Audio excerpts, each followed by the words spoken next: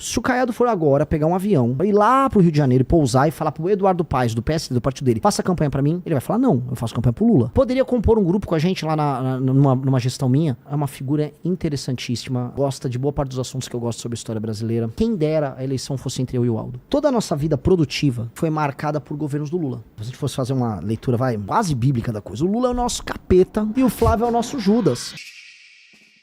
Renan Santos vai ao podcast Inteligência Limitada e diz o que realmente acha sobre os outros pré-candidatos. Vamos falar então dos pré-candidatos. Vamos começar com Caiado. Por que o povo não deve escolher ele como próximo presidente?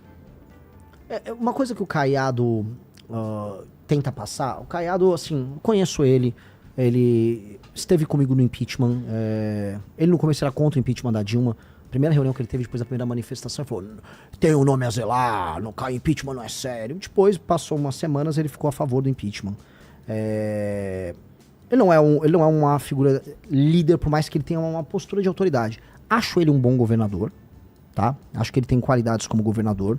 Não é essa Brastemp que ele... Mas é um bom governador, ponto. Não vou ser grosseiro com uma figura que sempre tive uma relação positiva com o Caiado. Agora, para você liderar o Brasil, você tem que liderar seu próprio grupo. O Caiado é o líder do partido dele? Se o Caiado for agora pegar um avião lá do Goiás, Ronaldo Caiado sai do Goiás, vai ir lá pro Rio de Janeiro e pousar e falar pro Eduardo Paes, do PSD, do partido dele, faça campanha pra mim, ele vai falar, não, eu faço campanha pro Lula. O Paes, ele tá na campanha do Lula. E se ele for pra Bahia, o PSD da Bahia tá com o Jerônimo, tá também no fundo com as esquerdas. Se ele for encontrar o Braide, lá no Maranhão, o partido dele não tá com ele. Se o seu partido não tá com você, como é que você vai querer liderar um país? Como é que você tem uma candidatura? Então, essas coisas assim, eles tinham que contar pra população, olha, primeiro eu preciso tentar convencer os membros do meu partido. Isso já tira boa parte de qualquer, vamos dizer, sentimento de seriedade na candidatura dele. No fundo, pode ser que ele esteja sendo usado, às vezes, de boa vontade, pelo Kassab, que é uma raposa, que tá no governo do Tarcísio e no governo do Lula ao mesmo tempo, pra ficar se posicionando no tabuleiro e conseguir garantir o apoio pra alguém, pra negociar, retirar a candidatura do próprio Caiado. E aí o Caiado está sendo usado pelo Kassab, que já usou Ratinho, já usou Leite. Tá com todo mundo. Nunca confie em ninguém que é todo mundo ao mesmo tempo. O Kassab tá com todo mundo ao mesmo tempo. E agora tá usando a figura do Caiado nisso. Então, ele não lidera o próprio bloco. Ele falou que a preferência dele era o Tarcísio, né? Pois é. Veja só, você foi pra um partido agora em que o primeiro eles apoiavam o Tarcísio, depois o Ratinho, depois o Leite e agora ele. Enfim. Aldo, vamos lá. Aldo Rebelo, cara, ele tem livro publicado, é uma figura interessantíssima, gosta de história, gosta de boa parte dos assuntos que eu gosto sobre a história brasileira. Não tenho nada desabonador pra falar sobre ele, mas eu acho que ele faz parte de uma perspectiva, uma visão de mundo que, por mais que em muitos pontos, muitas premissas estejam certas, não tem o que a gente precisa pra tornar o Brasil um país brabo. Que é entender o impacto da tecnologia, o impacto da lei e da ordem, o impacto em escolher um lado muito claro pra tornar o Brasil esse país sério, tá? O Aldo é um cara que teve como todo mundo. Dito isso, quem dera a eleição fosse entre eu e o Aldo. Quem dera. Ele tem proposta. Eu li o Quinto Movimento, o livro dele. Eu confio. Quando o cara tem um livro escrito por ele, à mão, o cara é diferente. Então, meu projeto é melhor, meu grupo é maior. Eu tenho um partido que eu criei com as pessoas ao redor. Sou, portanto, um líder apto a isso. O Aldo tá num partido pequeno que estava negociando agora a saída dele, que é o Democracia Cristã. Então, sou um líder mais apto. Dito isso, gosto do Aldo. Não nego.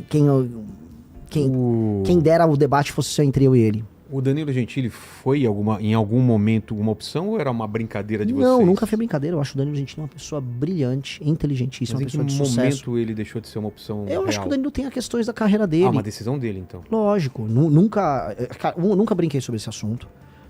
Poxa, eu volto a colocar a ideia de montar um partido político. É um negócio... Envolve o trabalho de milhares de pessoas ao redor do Brasil. São quase 1 milhão de assinatura coletada. É um trabalho muito colossal. Então, nunca brinquei sobre coisas que envolvam esse trabalho. É o trabalho da minha vida. Então, eu acho o Danilo, de verdade, um cara sensacional. Ele é um exemplo de homem público na vida pessoal, na vida profissional e nas posições políticas que ele adota. O Danilo, e isso eu avalio para todo mundo, o Danilo topa perder pelo aquilo que acredita. Avalie um homem público pelo que ele perde. E não pelo que ele ganha no que ele fala. O Danilo Gentili várias vezes correu o risco de perder a posição dele na SBT, várias vezes sofreu pressões do governo A, B ou C, tentaram cancelar a carreira dele várias vezes, ele nunca moveu o pé das posições dele. Se ele topasse, era ele de presidente ou Eu você já de tinha vice? anunciado ele há muito tempo, falei, pô, vem Danilo, vem Danilo, vem Danilo. Mas você iria de vice ou não ia ficar nos Eu bastidores? nunca quis ser vice, eu nunca quis ser candidato a deputado. Eu acho que para as pessoas que estão ao nosso redor, veja, eu sempre fui uma grande liderança do MBL. A cara do IB. Mas eu tinha que me provar. O que eu me provei como líder? A montagem do partido. As pessoas falam, o Renan é especial, o Renan tem uma capacidade de executar especial depois da montagem da operação da Valete e da montagem do partido. Aí os próprios me falaram, pô, é o Renan. O Renan, né, eu me credenciei por conta dessa leitura que eu entreguei. Já tá falando na terceira pessoa. Perigo. Acabei de meter um Ronaldo Caiado. O Renan Santos. Vamos lá, é o Augusto Cury, próximo?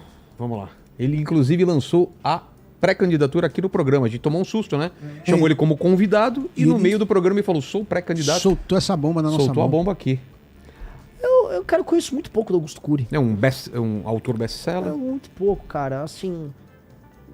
Eu não sei, não tô de nenhuma maneira diminuindo. É que eu nunca li os livros dele, conheço pouco dele como Então já influenciador. passa pro próximo Não aí. sei as ideias do Augusto Cury. Quem é o próximo aí, diretor? Quem que você falava primeiro, Flávio ou Lula? Assim, sobre o Lula, cara, assim... Não, você vai falar do Lula, Eu vou falar do Lula, já coloque chego a no foto Lula. do Lula, por que não escolhê-lo como próximo presidente? Seria o 4º mandato, certo?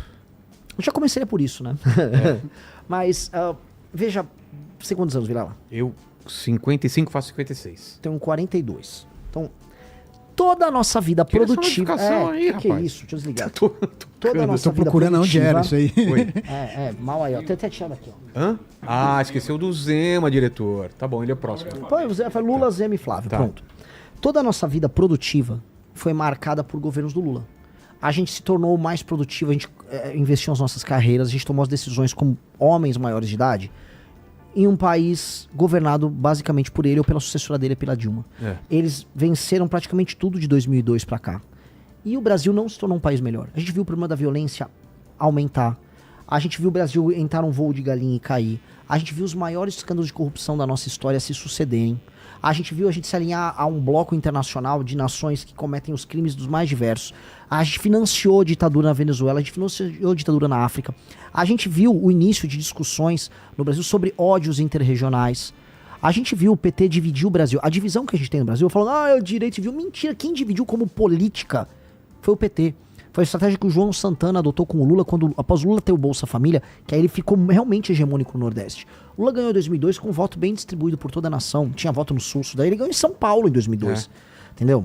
Então, o PT, naquela época, fez essa escolha, ele dividiu o Brasil em dois. Então, o Lula fez tudo isso.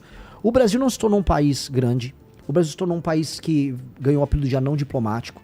O Brasil perdeu todas as grandes oportunidades de se tornar uma das grandes nações da história. Se o Brasil tivesse feito as reformas de competitividade que a gente está falando em fazer, que eu comentei hoje num programa, durante o governo Lula nos anos 2000, o Brasil teria estourado, deslanchado. Se previdência, reforma administrativa, se reforma trabalhista, se, vamos dizer, o cuidado com a questão fiscal permitindo que os juros ficassem baixos, tudo isso acontecesse naquela época, o Brasil tinha infraestrutura, empresas se instalavam aqui, tinha complexidade, o mundo era outro. Não foi isso que aconteceu. O Lula vendeu a janta para pagar o almoço, ou seja, ele vendeu o nosso futuro para ele poder comprar os carguinhos dele, ganhar as eleições dele e a sucessora dele, a Dilma. Portanto, o Lula é o grande câncer da nossa geração. O Lula tem que deixar de existir do ponto de vista político. A memória política do Lula tem que ser esquecida. O Lula foi o grande desperdício geracional nosso. E o Lula também representa uma geração, os sonhos da geração dos anos 60, 70 no Brasil, meio de esquerda e tal, que não larga o nosso pé. Não larga, parece que a gente tem que viver o tempo todo o sonho daquela pessoa que assistiu o filme Ainda Estou Aqui, as brigas da ditadura militar, aquelas categorias de pensamento idiotas. O Lula tem que sumir, vai dar pombo pro milho, Lula. Vai cuidar da Janja. Já deu, o governo dele cansou. Ele mesmo tá cansado. Todo mundo percebe que o Lula já não consegue raciocinar direito. Ele tá cansado, ele tá sem energia. Esse homem sem energia, deprimido, cansado, que já não nem sabe qual é o projeto dele do Brasil, tanto que qual é a proposta dele? Pé de meia, vou te dar uma graninha pra você ir pra aula. Ir pra aula é obrigação.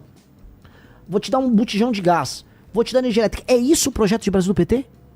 Então o cara começa, né? A esperança, né? 2002, Lula ganhou. A esperança do operário que não sei o quê. Acelera a fita, chegamos em 2026, eu vou te dar um botijão de gás. Calma, que país é esse? Que país desgraçado ele entrega que as pessoas estão comemorando que ele agora vai distribuir botijão de gás.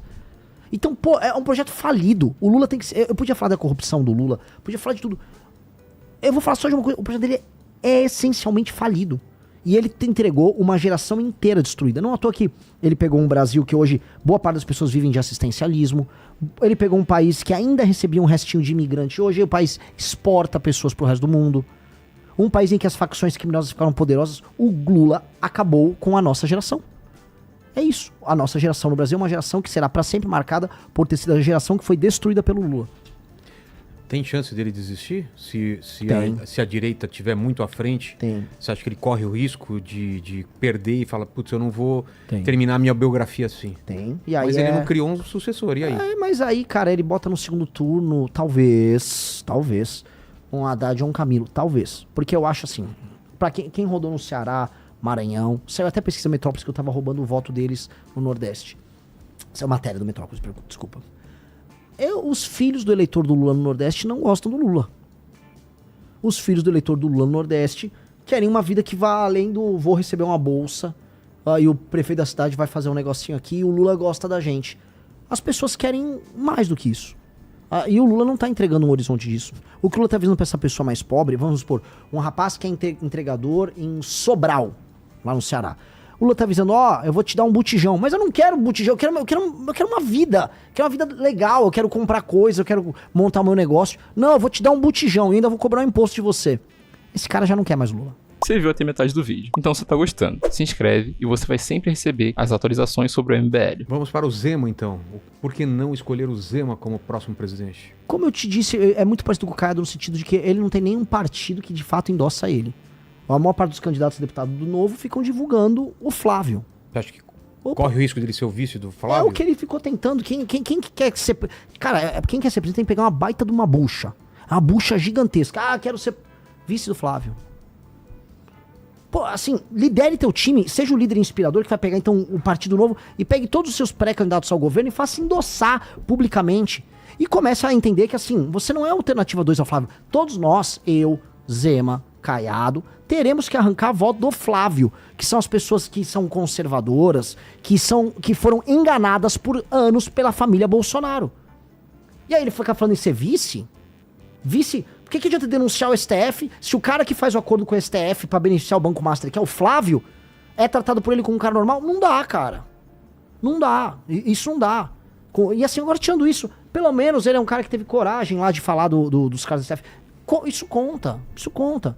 Gostaria de... Já falei o Zema, Caiado, já falei em outras entrevistas. Poderia compor um grupo com a gente lá numa gestão minha? Entendi. De forma clara. Por mais que eu não concorde com a postura e acho que quando eu tive com o MBL sozinho apontando os erros do governo Bolsonaro, eles não tiveram coragem de apontar. Não tiveram... Pô, quando o Bolsonaro destruiu a Lava Jato e permitiu que o Lula fosse solto, a gente apanhou sozinho. Por mais tudo isso, não acho que ele é uma pessoa do mal. Mesmo, de maneira alguma. E finalizando, Flávio Bolsonaro. Por que não escolhê-lo? Eu já falei pra muita gente, o Lula, se a gente fosse fazer uma leitura, quase bíblica da coisa, o Lula é o nosso capeta e o Flávio é o nosso Judas. O Flávio é o nosso Judas, o Lula é o nosso capeta. Assim mesmo? Capeta e Judas? Se você fizer uma leitura muito simples, mas o Lula é o nosso inimigo natural. É o cara que não é Jesus não, né? Graças a Deus não, nem posso. Pelo amor de Deus, eu sou apenas um homem olhando ali, né, a traição da causa e o inimigo direto. Tentando e se organizando para não ser refém do traidor. O Flávio é, por excelência, o traidor. O Flávio é um cara que, enquanto eu tava lutando pelo impeachment da Dilma Rousseff, ele tava ganhando dinheiro lá com a Copenhagen, né?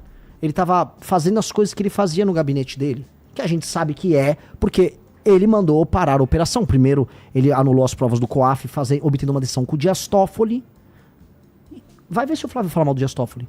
E depois, praticamente obtendo um foro especial para cuidar do caso dele, que era um caso que envolvia alergia, ou seja, se livrando com a ajuda do STF, com uma decisão do Gilmar Mendes. Vai ver se ele fala mal do Gilmar Mendes. O Gilmar Mendes, que teve um irmão dele apoiado pelo pai dele, o Jair, quando concorreu para prefeito no Mato Grosso. Aí, ajuda a destruir a Operação Lava Jato através da CPI, do enterro da CPI da Lava Toga. Apoia a maior parte das nomeações dos ministros do STF ligados ao petismo agora. O primeiro foi o Zanin. Fez o que fez agora na CPI do Banco Master. Quando tem votações polêmicas, se ausenta. Agora teve a votação da misoginia. É um negócio assim, eu não quero perder voto, então eu vou votar a favor do PL e da misoginia. Que diabo de líder é esse? Ele tá sempre traindo o eleitor dele. O cara é uma máquina de trair. Só que eu acho, vou ser sincero, Vilela, eu acho que ele nem percebe. Eu acho que o Flávio trai e ele nem percebe. Porque eu acho que o Flávio é muito burro. Eu acho que o Flávio é muito burro. Por que você acha que ele foi escolhido? Ele não era a primeira Porque opção. ele é filho, né? Porque ele tem a marca. Não, o Tarcísio e a Michele. Não, pera, o Tarcísio não é da família Bolsonaro. Sim. Aí eles não iriam abrir fora da Fazia da sentido? Pra eles? Pra família? Eu vou botar um cara que não é da família, aí esse cara leva o meu voto e me deixa aqui de escanteio. A família Bolsonaro, é o Jair Renan, que não é... E o Carlos, que não são pessoas bem do ponto de vista... Que não estão bem do ponto de vista cognitivo. Eu não vou ficar falando tantos caras. O Eduardo tá lá nos Estados Unidos, querendo ser um líder mundial de nada, lá comemorando que tarifou o próprio país. Aí o Flávio tava aqui. Eles não construíram um partido, eles não construíram um bloco político coeso, eles não construíram nada. Pô, a gente montou um partido, eles não. E aí, então, quando você não monta nada, você depende só do teu nome, da sua intenção eleitoral, que é o nome do Jair Bolsonaro, que tem um recall grande. Então o Flávio falou, eu vou dar isso pro Tarcísio? Não, vamos ficar pra família. E honestamente, é uma das poucas decisões racionais que eles tiveram ali. Porque senão ele ia ser comido, ele ia ter a base política dele comida pelos outros. Só que ele não foi aceito como líder. O Nicolas tá em rebelião contra ele, a Michele Bolsonaro também. Ela falou alguma coisa? Eles vivem brigando nos bastidores, mas brigando, tem inúmeras matérias. O clima entre eles é tenso, houve brigas no Ceará. Aí eles vão colocando assim, o Carluxo vai concorrer a senador por Santa Catarina. Aí os bolsonaristas de Santa Catarina não concordam, eu tava lá, ninguém tava curtindo essa ideia do Carluxo sair em Santa Catarina. Até porque se o Carluxo quisesse ajudar o pai, ele ia concorrer em outro estado, onde ele poderia tirar um senador de esquerda, um senador do centrão e entrar ele. Não no lugar em que eleger 2 senadores pró-Bolsonaro. Então não tinha sentido. Então é uma lógica de traição, de usar as pessoas, de pouca inteligência. E aí eu falo, eu quero ser de um país que vai ser uma das 5 maiores nações do mundo. Que não apenas, assim, não vai se contentar em não ser o Lula. Que é o que o Flávio não fala. Falou, nós vamos tirar o PT daí. Tá bom, mas o que isso quer dizer? Tirar o PT é importante, mas o que nós seremos? Ele não tem plano nenhum. Ele vai publicamente falar, não tenho plano nenhum. Te trai o tempo todo. Te traiu semana passada pela destruição da CPI do Banco Master.